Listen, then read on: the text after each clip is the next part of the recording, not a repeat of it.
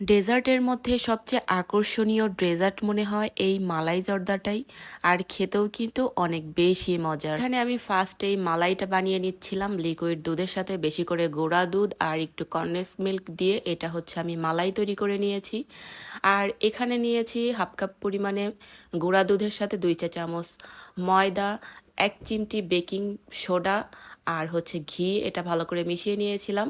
আর এখানে দিয়ে দিলাম ছোট সাইজের একটা ডিম, এটা ভালো করে মিক্সড করে রেখে দিলাম।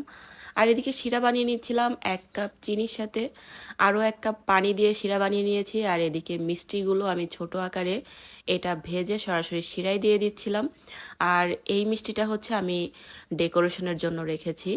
আর এদিকে হচ্ছে আমি যেটা করব, রাইসটা রান্না করে নিব। আমি এখানে পানি বসিয়ে দিয়েছি। ফার্স্টেই দিয়ে দিলাম একটু হচ্ছে ফুড কালার, অরেঞ্জ ফুড কালারটা দিয়েছিলাম, সাথে একটু লবণও দিয়েছিলাম। আর এদিকে রাইসটা রান্না করে পানি ঝরিয়ে নিয়েছি। আর এখানে একটা প্যান বসিয়ে দিয়েছি, একটু ঘিয়ের মধ্যে কিছু বাদাম আর কিশমিশ সেটা ভেজে দিয়ে দিলাম চিনি। আর এখানে আমি একটু অরেঞ্জ নিয়েছিলাম, অরেঞ্জ জুস আর কি, সেটা দিয়ে ভালো করে মিশিয়ে নেওয়ার পরে রান্না করা রাইসটা কিন্তু দিয়ে দিলাম।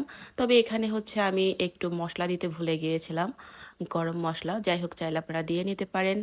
আর একটু দিয়েছিলাম মোরব্বা কেটে। আর এই তো এটা একদম ঝরঝরে করে নামিয়ে নিয়েছি। আর যে মালাইটা আগে থেকে বানিয়ে রেখেছিলাম সেটা হচ্ছে আমি এখন ঠান্ডা করে আমি হচ্ছে 2 ভাগ করে নিয়েছি। মাঝখানে দিয়ে দিলাম যে মিষ্টিগুলো বানিয়েছিলাম, সেগুলোও দিয়ে দিলাম। চাইলে কিন্তু এই মিষ্টিগুলো বাইরে থেকেও কিনে নিয়ে আসা যায়।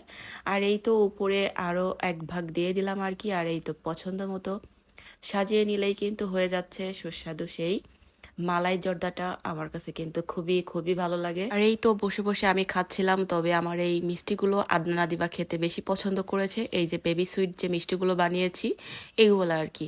যাই হোক, চাইলে আপনারাও ঠিক এভাবে ট্রাই করে দেখতে পারেন।